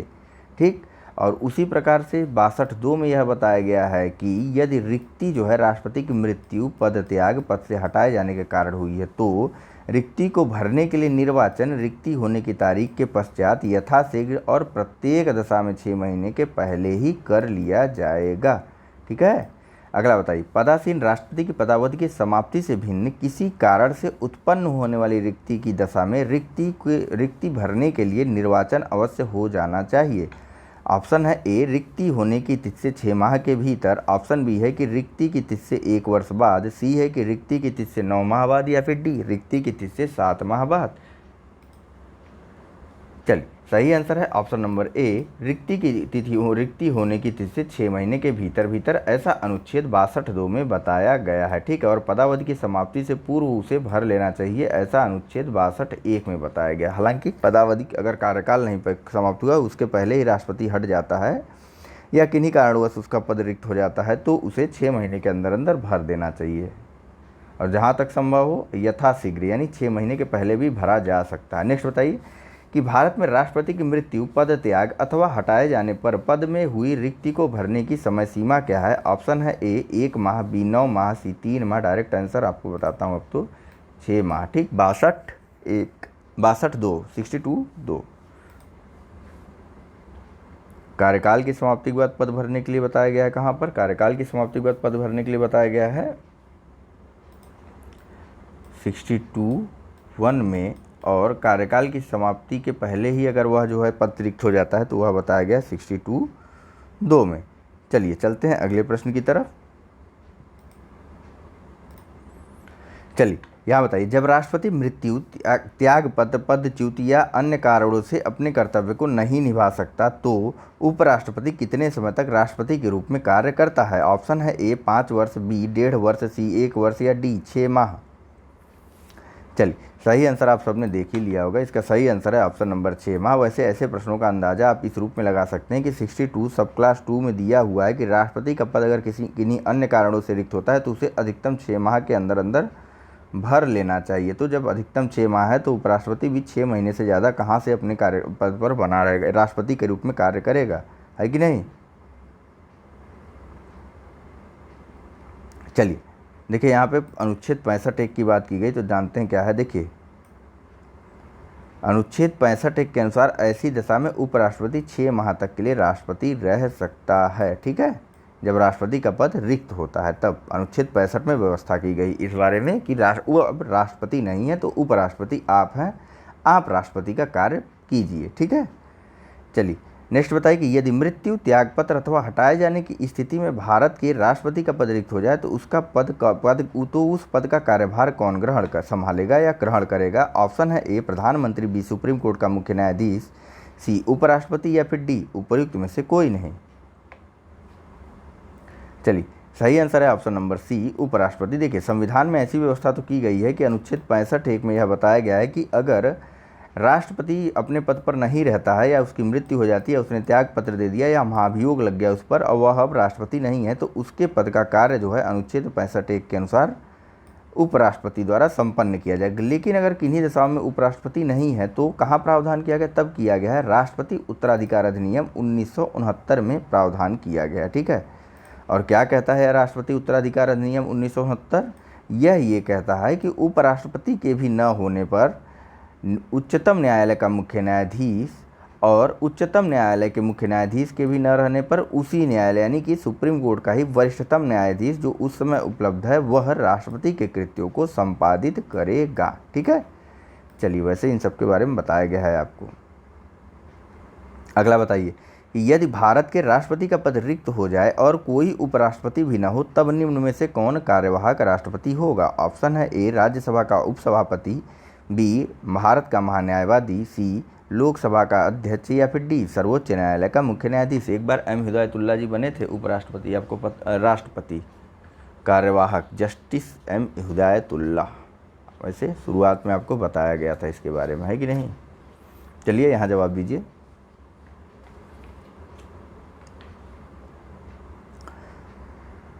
तो इसका सही आंसर है ऑप्शन नंबर डी। ठीक, सर्वोच्च न्यायालय का मुख्य न्यायाधीश। और अगर यह भी नहीं होता है तो सर्वोच्च न्यायालय का जो वरिष्ठतम न्यायाधीश होता है वह राष्ट्रपति के कार्यों को संपन्न करेगा या उसके द्वारा राष्ट्रपति का पदभार या कार्यभार ग्रहण किया जाता है। ठीक है, चलिए आइए नेक्स्ट प्रश्न देखते हैं। तो यहाँ पूछा जा रहा है कि यदि राष्ट्रपति एवं उपराष्ट्रपति का पद खाली हो तो भारत के राष्ट्रपति के पद पर कौन होता है। ऑप्शन है ए प्रधानमंत्री, बी भारत का मुख्य न्यायाधीश, सी लोकसभा का अध्यक्ष या फिर डी इनमें से कोई नहीं। देखिए, राष्ट्रपति और उपराष्ट्रपति दोनों का ही पद यहाँ खाली है, यानी सेम कंडीशन आ गई कि राष्ट्रपति और उपराष्ट्रपति दोनों नहीं है, तो कौन न करेगा कार्य, कौन करेगा राष्ट्रपति के रूप में कार्य, भारत का मुख्य न्यायाधीश। और अगर यह भी नहीं है तो वरिष्ठतम न्यायाधीश जो सुप्रीम कोर्ट का है, वरिष्ठतम न्यायाधीश जो सुप्रीम कोर्ट का होगा। ठीक है, आइए चलते हैं अगले प्रश्न की तरफ। यहाँ पूछा जा रहा है कि यदि भारत में राष्ट्रपति व उपराष्ट्रपति का पद एक ही समय बिंदु पर खाली हो जाता है तो राष्ट्रपति का पद अस्थायी तौर पर निम्नांकित अधिकारी धारण करेगा। ऑप्शन है ए भारत का प्रधानमंत्री, ऑप्शन है बी सर्वोच्च न्यायालय का मुख्य न्यायाधीश, ऑप्शन सी है सशस्त्र बलों का सर्वोच्च अधिकारी या ऑप्शन डी उपर्युक्त में से कोई नहीं। चलिए, सीधा आंसर सर्वोच्च न्यायालय का मुख्य न्यायाधीश, और यह भी नहीं होता है तो सर्वोच्च न्यायालय का जो वरिष्ठतम न्यायाधीश उस समय उपलब्ध होगा। अगला बताइए, भारत का कार्यपालिका अध्यक्ष कौन है। ऑप्शन है ए राष्ट्रपति, बी प्रधानमंत्री, सी विरोधी दल का नेता या फिर डी भारत सरकार के मुख्य सचिव, कार्यपालिका अध्यक्ष या एग्जीक्यूटिव हेड। चलिए, इसका सही आंसर है ऑप्शन नंबर ए। ठीक है, शुरू में ही आपको बताया गया था, अनुच्छेद 53 में यह बात स्पष्ट रूप से कही गई है, 53(1) में, ठीक 53(1) में यह बात स्पष्ट रूप से कही गई कि भारत का कार्यपालिका अध्यक्ष जो है राष्ट्रपति होगा या फिर संघ की कार्यपालिका शक्ति जो है यह राष्ट्रपति में निहित होगी। और राष्ट्रपति ऐसे अपने इस प्रकार की शक्तियों का निर्वहन किस प्रकार करेगा, तो अनुच्छेद 53(2) में बताया गया कि यह स्वतः या अपने अधीनस्थ अधिकारियों के माध्यम से जो उसके पास शक्तियां हैं उनको जो है उपयोग में लाएगा। ठीक है, अगला बताइए कि संविधान के निम्नलिखित अनुच्छेदों में से किस एक के अंतर्गत संघ की कार्यपालिका शक्तियां राष्ट्र में निहित है। सीधा आंसर बताता हूं, ऑप्शन नंबर 53 का सब क्लास 1 या फिर ऑप्शन नंबर सी, ठीक अनुच्छेद 53 का सब क्लास 1। नेक्स्ट बताइए कि भारतीय संविधान में समस्त कार्यपालिका शक्तियां निहित हैं। सीधा आंसर राष्ट्रपति में समस्त कार्यपालिका निहित है और यह बताया गया है अनुच्छेद 53(1) में, और 53(2) यह कहता है कि राष्ट्रपति जो है ऐसी सभी शक्तियों का जो है प्रयोग या उपयोग अपने स्वतः या अपने अधीनस्थ अधिकारियों के माध्यम से करेगा। ठीक है, चलिए नेक्स्ट बताइए कि भारतीय संविधान में केंद्रीय सरकार की अधिशासी शक्तियों को किसमें निहित किया गया है। अब बस वही शब्दों का हेर फेर है, अधिशासी, कार्यपालिकी, तो फलानी तो ढिमाकी। आप लोग अब इतने इंटेलिजेंट हो गए हैं कि इस प्रकार के घुमावदार प्रश्नों को स्वयं ही सॉल्व कर सकते हैं, वो भी बिना किसी दिक्कत या परेशानी के। ठीक है, तो बताइए, इतना चढ़ा दिया आपको तब तो आंसर दे ही दो भैया। लाइक करते चलो, लाइक करते चलो, पानी पी पी के पढ़ा रहा हूँ। सही आंसर है ऑप्शन नंबर ए, भारत के राष्ट्रपति द्वारा प्रावधान अनुच्छेद 53 में किया गया है, 53(1) में। ठीक, इस बारे में संविधान में स्पष्ट रूप से बताया गया है। आइए चलते हैं अगले प्रश्न की तरफ। तो यह जो है कथन और कारण के रूप में है। आइए देखते हैं क्या कथन और क्या कारण है और कौन सा ऑप्शन इसमें से सही है, यह पूछा जा रहा है। ठीक है, तो कथन ए है कि संघ की कार्यपालिका शक्तियां भारत के राष्ट्रपति में निहित हैं, और कारण आर बताया जा रहा है कि कार्यपालिका शक्तियां सरकार का व्यवसाय चलाने से संबंधित हैं। आपको बताना है कि इनमें से कौन सा एक सही है। ए और आर दोनों सही हैं किंतु आर सही स्पष्टीकरण है ए का। बी, ए और आर दोनों सत्य हैं किंतु आर सही स्पष्टीकरण नहीं है ए का। सी, ए सत्य परंतु आर गलत है, और डी, ए गलत परंतु आर सत्य है। चलिए, सही आंसर है इसका ऑप्शन नंबर बी। ठीक, ए और आर दोनों सही हैं लेकिन आर सही स्पष्टीकरण नहीं है का। सीधे सीधे यहीं से आपको पता चल रहा है कार्यपालिका शक्तियां जो है सरकार का व्यवसाय चलाने से संबंधित है, सही बात है। ठीक है, लेकिन यह कारण थोड़ी ना है कि संघ की कार्यपालिका शक्तियां राष्ट्रपति में निहित होंगी। संघ की कार्यपालिका शक्तियां राष्ट्रपति में निहित होंगी, यह तो सीधे सीधे संविधान के अनुच्छेद 53(1) में बता दिया गया है कि नहीं।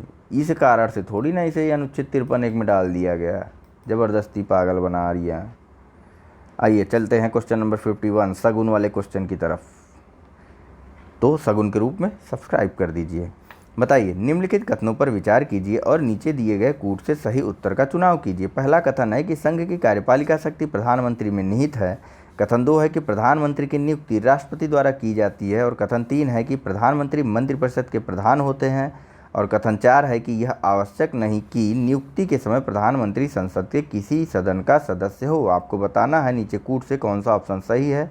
ए है कि मात्र 1, 2 और 4 सही है, बी है कि मात्र 1, 2 और 3 सही है, सी है कि मात्र 2, 3 और 4 सही है, या फिर डी मात्र 1, 3 और 4 सही है।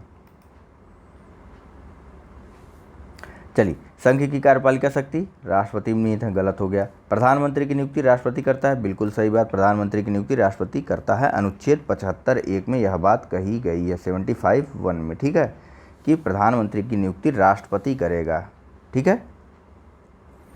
नेक्स्ट, प्रधानमंत्री मंत्रिपरिषद का प्रधान होता है, बिल्कुल सही बात है। अगला, यह आवश्यक नहीं कि नियुक्ति के समय प्रधानमंत्री संसद के किसी भी सदन का सदस्य हो, बिल्कुल सही बात है। यह किसी के लिए भी आवश्यक नहीं कि किसी भी मंत्री के लिए आवश्यक नहीं है कि वह संसद का सदस्य हो। हाँ, यह जरूर है कि कहाँ पर दिया हुआ है, यह जरूरी है कि मंत्री बनने के बाद उसे 6 महीने के अंदर अंदर सदन के किसी भी सदस्य का सदस्य होना चाहिए, ठीक है, समझ गए ना। तो अब 2, 3 और 4 सही है। 2, 3 और 4 कहाँ है? ऑप्शन नंबर सी में है, तो 2, 3 और 4 सही है, ठीक है।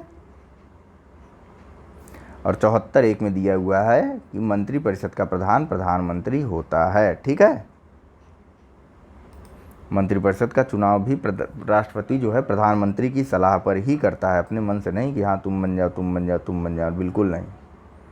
अगला बताइए कि निम्नलिखित में से कौन भारतीय गणतंत्र का प्रमुख है। ऑप्शन है ए भारत का राष्ट्रपति, बी भारत का प्रधानमंत्री, सी मंत्रिमंडल, या फिर डी राजनीतिक प्रमुख मंत्रिपरिषद सहित। चलिए, सही आंसर है ऑप्शन नंबर ए, ठीक, भारत का राष्ट्रपति जो है भारतीय गणतंत्र का प्रमुख होता है, ठीक है। अनुच्छेद 52। अब गणतंत्र का मतलब क्या होता है? गणतंत्र का मतलब यही होता है ना कि जो प्रमुख है या जो मुखिया है वह वंशानुगत न होकर के उसका चुनाव होगा, ठीक है, उसका चुनाव होगा, भले ही अप्रत्यक्ष होता है, लेकिन राष्ट्रपति का चुनाव तो हमारे यहाँ होता ही है कि नहीं, और राष्ट्रपति बदलते भी रहते हैं, तो हमारे यहाँ गणतंत्र है, ठीक है। और जहाँ गणतंत्र नहीं राजतंत्र है वहाँ पर वंशानुगत राजा होता है, ठीक, जैसे कि ब्रिटेन। अगला बताइए कि भारतीय संविधान के निम्नलिखित में से किस एक संशोधन द्वारा राष्ट्रपति को कोई भी मामला मंत्रिपरिषद द्वारा पुनर्विचार किए जाने के लिए वापस भेजने का अधिकार दिया गया। ऑप्शन है ए 39वें, बी 40वें, सी 42वें, या फिर डी 44वें।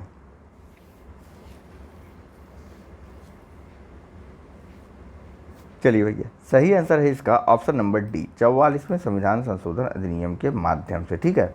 इसके पहले तक राष्ट्रपति जो है वह किसी भी मंत्रिपरिषद द्वारा लिए गए निर्णय को पुनर्विचार के लिए वापस भेजने का अधिकार राष्ट्रपति के पास नहीं था, लेकिन जब आपातकाल लगाया गया तो उसके बाद इस चीज़ की आवश्यकता महसूस की गई कि ऐसा ना हो कि मनमानी हो, तो एक प्रावधान कर दिया गया 44वें संशोधन के माध्यम से कि अब जो है राष्ट्रपति जो है अनुच्छेद 74(1) के अधीन ही रहते हुए केंद्रीय मंत्रिमंडल के द्वारा जो भी चीज़ें कही जाएंगी, जो बातें या जिस चीज़ के लेकर के सिफारिश की जाएगी, उन सिफारिशों पर राष्ट्रपति द्वारा जो है पुनर्विचार करने के लिए कहा जा सकता है कि भैया एक बार फिर से सोच लो कि चीज़ सही है कि गलत है। हाँ, अगर दोबारा से मंत्रिपरिषद वही चीज़ और सेम बिना किसी बदलाव के वापस राष्ट्रपति को भेजती है तो अब राष्ट्रपति को उसे पास करना होगा, ठीक है। एक बार के लिए वह बस वापस भेज देता है, लेकिन दोबारा जब वही चीज़ सेम राष्ट्रपति के पास आती है तो राष्ट्रपति को उसे पास करना होता है, ठीक है। चलिए आगे चलते हैं। 44वां संविधान संशोधन कब हुआ था? 44वां संविधान संशोधन हुआ था 1978 में और 42वां 1976 में, ठीक है। 19 है, यह 11 मत कहना, यह 7 है। आगे देखिए, राष्ट्रपति लोकसभा को कब भंग कर सकते हैं? ऑप्शन है ए भारत के प्रधान न्यायाधीश की अनुशंसा पर, बी लोकसभा की अनुशंसा पर, सी केंद्रीय मंत्रिमंडल की अनुशंसा पर, या डी राज्यसभा की अनुशंसा पर। चलिए, इसका सही आंसर है ऑप्शन नंबर सी केंद्रीय मंत्रिमंडल की अनुशंसा पर राष्ट्रपति द्वारा लोकसभा को भंग किया जा सकता है, ठीक है। अनुच्छेद 85(2) ख में यह बात कही गई, या फिर 2(b) में यह बात बताई गई है कि राष्ट्रपति लोकसभा को भंग कर सकता है, ठीक। तो लेकिन इसका यह शक्ति या यह निर्णय भी जो है अब अनुच्छेद 74(1) के अधीन ही रहेगा। और 74(1) में क्या कहा गया है? 74(1) में कहा गया है कि राष्ट्रपति अपना कोई भी कार्य या किसी भी शक्ति का प्रयोग मंत्रिपरिषद द्वारा सलाह के बिना नहीं करेगा। मंत्रिपरिषद की सलाह उसके लिए आवश्यक होती है, ठीक है। चलिए चलते हैं अगले प्रश्न की तरफ। हाँ देखिए, मंत्रिमंडल मंत्रिपरिषद कई जगह आता है, तो इसके बारे में थोड़ा सा डिफरेंस आप जानते रहिए। तो देखिए मंत्रिमंडल क्या होता है, तो मंत्रिमंडल में केवल और केवल कैबिनेट स्तर के मंत्री शामिल होते हैं, और वहीं मंत्रिपरिषद में जो है सभी मंत्री, यानी कि जो कैबिनेट, राज्य और उप मंत्री होते हैं, वे सभी के सभी मंत्रिपरिषद में शामिल होते हैं। कैबिनेट में केवल, मंत्रिमंडल में केवल कैबिनेट स्तर के मंत्री, और मंत्रिपरिषद में सभी स्तर के, यानी कि कैबिनेट, राज्य और जो उप मंत्री होते हैं वे सभी शामिल होते हैं। आगे बात करते हैं। यहाँ पूछा जा रहा है कि भारत के राष्ट्रपति डैश की अनुशंसा पर लोकसभा को भंग कर सकते हैं। ऑप्शन है ए राज्यसभा, बी चुनाव आयोग, सी भारत के मुख्य न्यायाधीश, या डी मंत्रिपरिषद। चलिए अभी भी पढ़ा अनुच्छेद 85(2) में या 85(2)(b) में यह बात कही गई कि भारत का राष्ट्रपति लोकसभा को भंग कर सकता है, लेकिन यह शक्ति भी उसके अनुच्छेद 74(1) के अधीन है, अर्थात केंद्रीय मंत्रिमंडल की अनुशंसा पर ही। तो ऑप्शन नंबर डी सही है। ठीक है, चलिए अगला प्रश्न देखिए। तो यहाँ पूछा जा रहा है कि लोकसभा और राज्यसभा की संयुक्त बैठक किसके द्वारा आहूत की जाती है। ऑप्शन है ए राष्ट्रपति द्वारा, बी लोकसभा के अध्यक्ष द्वारा, सी संसद द्वारा, या डी राज्यसभा के सभापति द्वारा। थोड़ा टाइम देख लो, टाइम तो ज़्यादा हो रहा है। चलिए इसका सही आंसर है ऑप्शन नंबर ए। ठीक, राष्ट्रपति द्वारा जो है आर्टिकल 108 के तहत जो है लोकसभा और राज्यसभा की संयुक्त बैठक को बुलाया जा सकता है, और इसकी अध्यक्षता कौन करेगा, तो इसकी अध्यक्षता करने के बाद आर्टिकल नंबर 118(4) में दी गई है, और यह बताया गया है कि लोकसभा का अध्यक्ष इसकी अध्यक्षता, यानी ऐसे संयुक्त अधिवेशन की अध्यक्षता लोकसभा के अध्यक्ष द्वारा किया जाएगा। ठीक है, संयुक्त बैठक की अध्यक्षता लोकसभा के अध्यक्ष द्वारा की जाती है, यह बताया गया है आर्टिकल नंबर 118(4) में, और राष्ट्रपति द्वारा जो है संयुक्त बैठक को बुलाया जाता है आर्टिकल नंबर 108 के अनुसार। ठीक है, चलिए आगे बात करते हैं। तो यहाँ पूछा जा रहा है कि अनुच्छेद 108 के अंतर्गत लोकसभा और राज्यसभा की संयुक्त बैठक आहूत की जाती है। ऑप्शन है ए राष्ट्रपति द्वारा, बी लोकसभा स्पीकर द्वारा, सी प्रधानमंत्री द्वारा, या डी राज्यसभा के अध्यक्ष द्वारा। चलिए अभी भी बात हुई, इसका सही आंसर होगा ऑप्शन नंबर ए राष्ट्रपति के द्वारा अनुच्छेद 108 के अंतर्गत लोकसभा और राज्यसभा की संयुक्त बैठकों को आहूत या बुलाया जाता है। ठीक है, और इसकी अध्यक्षता अनुच्छेद 118(4) के अंतर्गत दोनों सदनों की संयुक्त बैठक की अध्यक्षता लोकसभा के अध्यक्ष द्वारा ही की जाती है। ठीक है, चलिए आगे बताइए। तो यहाँ पूछा जा रहा है कि भारतीय संसद का संयुक्त अधिवेशन निम्नलिखित में से कौन एक बुला सकता है। ऑप्शन है ए राष्ट्रपति, बी उपराष्ट्रपति, सी प्रधानमंत्री, या डी लोकसभा का अध्यक्ष। देखिए इतना आपको बताया गया है कि मेरे पूरा ऑप्शन पढ़ने तक आपको सही आंसर लगा लेना चाहिए, तो आप लगा भी लेते हैं, इसीलिए मैं जल्दी से बता देता हूँ। राष्ट्रपति है। ठीक, संयुक्त अधिवेशन की बैठक जो है राष्ट्रपति बुलाता है आर्टिकल नंबर 108 के तहत, और 118(4) के तहत लोकसभा का अध्यक्ष इसकी अध्यक्षता करता है। ठीक है, संयुक्त बैठक या संयुक्त अधिवेशन एक ही बात होती है कि नहीं। चलिए अगला बताइए। यहाँ पूछा जा रहा है कि भारत के राष्ट्रपति से संबंधित निम्नलिखित कथनों में से कौन सा एक सही नहीं है। ऑप्शन ए वह संसद का एक संघटक भाग है, ऑप्शन बी वह दोनों सदनों में चर्चा में भाग लेता है, ऑप्शन सी वह प्रत्येक वर्ष दोनों सदनों की संयुक्त बैठक को संबोधित करता है, और ऑप्शन डी वह किन्हीं परिस्थितियों में अध्यादेश लागू कर सकता है।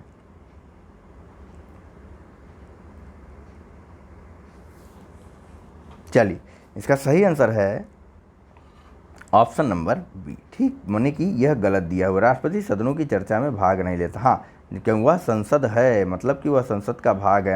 आर्टिकल नंबर 79 में बताया गया है कि राष्ट्रपति राज्यसभा और लोकसभा से मिलकर के संसद बनती है, ऐसे ही नहीं, राष्ट्रपति, लोकसभा और राज्यसभा तीनों जो है। ठीक, अनुच्छेद 79 के अंतर्गत भारत का राष्ट्रपति संसद का एक संघटक या फिर यूं कहें कि भाग है, और प्रत्येक वर्ष वह दोनों सदनों की संयुक्त बैठक को संबोधित करता है। बिल्कुल सही बात है, बजट सत्र के ठीक पहले ऐसा होता है, और फिर किन्हीं परिस्थितियों में वह अनुच्छेद 123 के तहत अध्यादेश ला सकता है, लेकिन कंडीशन एक है कि उस समय जो है दोनों सदनों में से कोई एक सदन या फिर दोनों ही सदन सत्र में ना हो।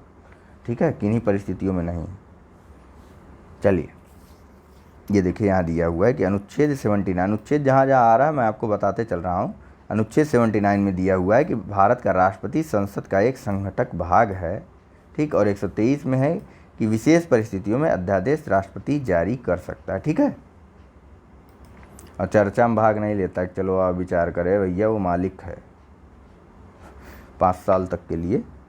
अगला बताइए, भारत के राष्ट्रपति ने जिस एकमात्र मामले में अपने वीटो शक्ति का प्रयोग किया था वह कौन सा था? ऑप्शन है A Hindu code bill, B PEPSU विनियोग विधेयक, सी दहेज कह रहा हूँ, सी भारतीय डाकघर संशोधन विधेयक, या डी दहेज प्रतिषेध विधेयक।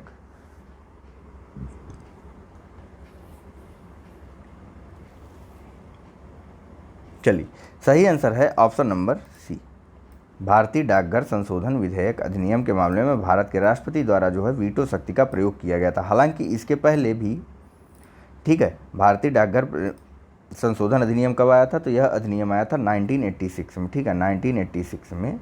उस समय राष्ट्रपति कौन थे? उस समय राष्ट्रपति थे ज्ञानी जैल सिंह, ठीक है, ज्ञानी जैल सिंह जो है उस समय राष्ट्रपति थे। इनके द्वारा जो है एब्सोल्यूट वीटो का प्रयोग किया गया था, या यूं कहें, एब्सोल्यूट कह रहा हूँ, पॉकेट वीटो का प्रयोग किया गया था इनके द्वारा, या यूं कहें कि जेबी निषेधाधिकार या फिर विशेषाधिकार, निषेधाधिकार का प्रयोग किया गया था, ठीक है।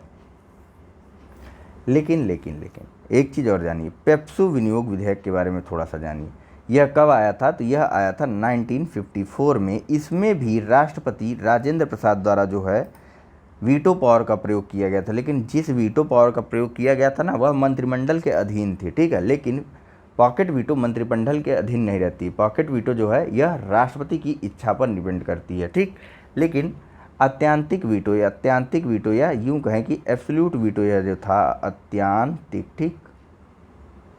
अत्यंतिक या एब्सोल्यूट जो यह वीटो था, यह मंत्रिमंडल की इच्छा से होती है।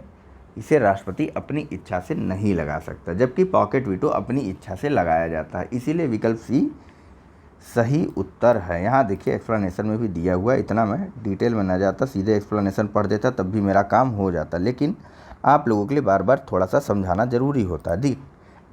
देखिए, पेप्सू विनियोग विधेयक के मामले में 1954 में राष्ट्रपति डॉक्टर राजेंद्र प्रसाद ने एब्सोल्यूट या आत्यांतिक वीटो का प्रयोग किया था, जबकि 1986 में राष्ट्रपति ज्ञानी जैल सिंह ने भारतीय डाकघर संशोधन विधेयक पर पॉकेट वीटो का प्रयोग किया था। आत्यांतिक वीटो मंत्रिमंडल की इच्छाधीन होता है, तो वहीं पॉकेट वीटो स्वेच्छा से किया जाता है। इसीलिए सही आंसर ऑप्शन सी, ठीक है। दहेज प्रतिशत पर टिक भले किया, लेकिन सही आंसर ऑप्शन सी है। नेक्स्ट बताइए कि निम्न में से किस राष्ट्रपति ने एक शक्ति का प्रयोग किया था जिसे संविधान शब्दावली में जेबी निषेधाधिकार कहा जाता है? जेबी निषेधाधिकार या पॉकेट वीटो एक ही चीज़ होता है, अभी ऊपर आपको बताया हूँ। ऑप्शन है ए डॉक्टर राजेंद्र प्रसाद, बी वीवी गिरी, सी ज्ञानी जैल सिंह, या डी एपीजे अब्दुल कलाम, अन्यथा ऑप्शन ई उपर्युक्त में से कोई नहीं। चलिए, सही आंसर है ऑप्शन नंबर सी, ज्ञानी जैल सिंह द्वारा जो है इसका प्रयोग किया गया था। कब किया गया था और किस मामले में किया गया था? तो भारतीय डाकघर संशोधन विधेयक के मामले में 1986 में इस विधेयक का प्रयोग किया गया था, या फिर इस विशेषाधिकार का प्रयोग किया गया था ज्ञानी जैल सिंह जी के द्वारा, ठीक है। वहीं पेप्सू विनियोग विधेयक के मामले में आत्यांतिक वीटो की अगर बात आ गई तो डॉक्टर राजेंद्र प्रसाद द्वारा, और कब किया गया था? तो यह किया गया था 1954 में। पेप्सू विनियोग विधेयक की बात कर रहा हूँ मैं। यहाँ देखिए, यहाँ बताया जा रहा है कि जेबी निषेधाधिकार का क्या होता है। देखिए, जब राष्ट्रपति दोनों सदनों द्वारा पारित बिल को अपने पास असीमित समय के लिए लंबित रख लेता है, तो वह इस पर सहमति नहीं देता और न ही इसे पुनर्विचार के लिए लौटाता है। तो इस संवैधानिक शब्दावली को क्या कहा जाता है? जेबी निषेधाधिकार या फिर पॉकेट वीटो कहा जाता है। ऐसे समझिए कि संसद का दोनों सदन अगर कोई चीज़ पास कर दिया, तब तो भैया राष्ट्रपति को उस पर अपनी सहमति देनी होती है या फिर नहीं देनी होती है, या फिर पुनर्विचार के लिए लौटा देना था। लेकिन राष्ट्रपति किया क्या? राष्ट्रपति ने कहा कि सहमति दी ही नहीं, कुछ बोला ही नहीं, ठीक है। यह दोनों बैठे, भैया बैठे रहो, इंतजार करते रहो, हम ना पुनर्विचार के लिए तुम्हें देंगे और ना ही इस पर अपनी सहमति देंगे, इसे मेरे पास ही रहने दो, हम इसे अपनी जेब में रखे रहते हैं। तो इसी जेब को जेबी निषेधाधिकार या फिर जेब को ही इंग्लिश में पॉकेट बोलते हैं, तो इसी को पॉकेट वीटो भी कहा गया, ठीक। और यह जो है राष्ट्रपति के अपने विवेक पर निर्भर करता है, न कि किसी मंत्रिमंडल के अधीन। चलिए आगे देखिए, भारतीय संविधान के किस अनुच्छेद के अंतर्गत राष्ट्रपति संसद के दोनों सदनों द्वारा पारित किसी बिल पर अपनी स्वीकृति रोक सकते हैं? ऑप्शन है ए अनुच्छेद 63, बी अनुच्छेद 108, सी अनुच्छेद 109, या फिर डी अनुच्छेद 111।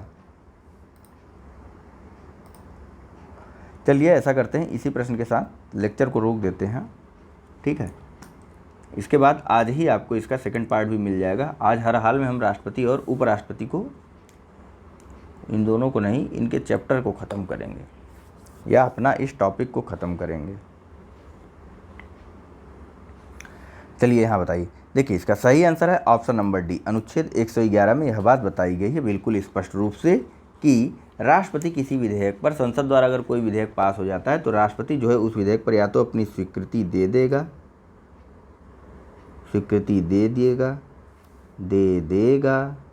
अथवा स्वीकृति रोक लेगा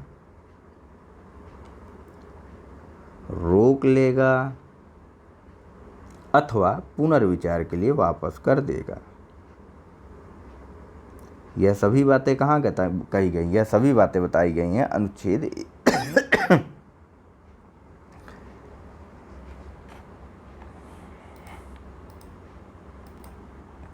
111 में। खांसी बहुत तेज आने लगी, गला अब सूख रहा है, तो अब करते हैं यहीं पे इस लेक्चर को ख़त्म। और थोड़ी देर बाद ही, जैसे ही आपको यह वीडियो मिलता है उसके थोड़ी देर बाद ही आपको इसका नेक्स्ट पार्ट मिल जाएगा। निश्चिंत रहिए, निश्चिंत मत रहिए, इस लेक्चर को कंप्लीट कीजिए, क्योंकि जल्द ही आप लोगों को अगला वीडियो मिलने वाला है, अगला टारगेट मिलने वाला है।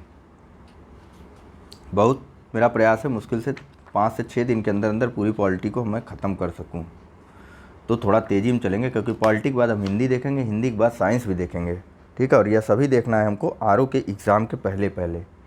आरओ के बाद पीसीएस वाला जो चल रहा है उसमें तब तक हमारा हिस्ट्री और ज्योग्राफी भी ख़त्म हो जाएगा, करंट शुरू कर दिया जाएगा और पूरे साल भर का करंट 2 किताबों से या 2 चीज़ों से डिस्कस किया जाएगा।